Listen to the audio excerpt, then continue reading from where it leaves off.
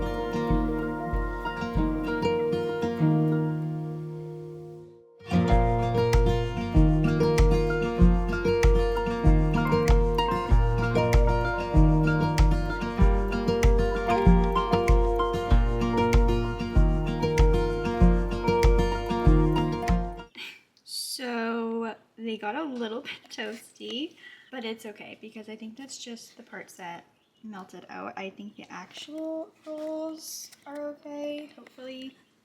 I guess we'll find out once they cool. And I had to kind of adjust a few parts of the recipe because I thought I had active dry yeast and I didn't, so I used baking powder. And I was supposed to put it in like a kind of like a brownie pan, I guess. I don't know why I thought the sheet pan would work. I mean, I guess I was just trying to keep them more as like round instead of having them all kind of combined together, which is still okay, but I didn't really know how long to cook them for. But it's fine, because I still think they're gonna taste good. They smell really, really good. Okay, I'm letting most of them cool while I put the icing on, but I'm impatient, so I'm going to taste test mine first. And I just did a little batch of the icing for my almond roll, and then I'll make another batch once the rest of the rolls are cooled. The icing is like my favorite part of the cinnamon roll, so naturally I'm putting a ton. So good. Ta-da! Okay, taste test. I feel like a lot of the filling kind of came out while I was cooking, so I don't really know how much I'll taste it. It's a little too crunchy for my liking. I like when my cinnamon rolls are very like fluffy, like a roll, like bread. And I feel like these are very dense, kind of like more of a pastry type cinnamon roll. Like, it's not bad, it's just not my favorite kind. But like I said, I definitely did not follow the instructions at all or have half of the ingredients I was supposed to have because it was just not prepared. So I think if I remade this and actually did it the right way, it probably would turn out 10 times better. But I'm still gonna eat them because I love anything lemon flavored, so.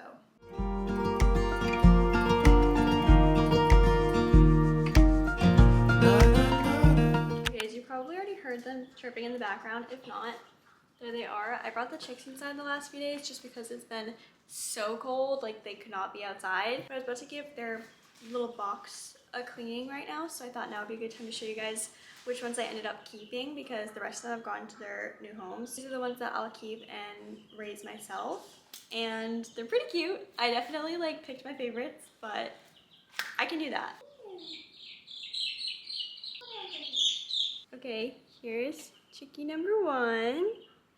I kind of suspect this one could be a rooster just because it's wild and I have a pretty good radar when it comes to who's what. So we'll see. But he's got a little white, he or she has a little white belly, and then it's just kind of like this like blue, yes, thank you, blue-gray color on the back. Oh, hello. He's saying hi to the babies. Goose loves the chickens. Theoretically, if it is a girl, it's supposed to lay green eggs. Hopefully, this would be the first generation of they're called olive eggers. This would be the first generation of the olive eggers, so they might not be like a perfect green, but that is the hope. That's why I kept most of the olive eggers I hatched, just because I wanted to kind of see how the egg colors turn out. It's just the first one. I don't have names for any of them either, so if you have name suggestions, let me know. Okay, next I have this pretty girl. She is so beautiful. I just had to keep her because I love the Americanas. They have the cute chubby cheeks and they just always turn out to be really, really pretty colors. She's so cute. Okay, this is the other Americana I kept. She's nice and blonde. So pretty. I love their colors so much, especially when they're babies. I think it's so cute, and then it's so fun to like watch how they end up turning out. Like the cutest, fluffiest stage right now, and from here as they get older they're just gonna start to look like dinosaurs, so enjoy while it lasts. Okay, this is the second olive egger. She also kind of has a little white belly, but a little bit less. She's a little bit crazy, but again, I'm like pretty positive that it's a girl. Huh, what do you think? Hello. I also think it's really cool. I don't really know much about like the genetics behind it. The rooster is an Americana and the hens that these came from were Morans. And the Americanas are known for having like kind of chubby cheeks, like they have these little fluffs. And I thought it was cool this one kind of has chubby cheeks. It's hard to see on here, but in real life I feel like she has the little fluff, but she also has fluffy legs like her mom. Okay, here's the last one. It's another olive egger and hopefully a girl. I really, really hope these all turn out to be hens because I really, really want green eggs. I have kind of like a little rainbow going on right now. I have like some light ones, some dark ones, some blue. So if we get some green too, I would be very happy. Huh.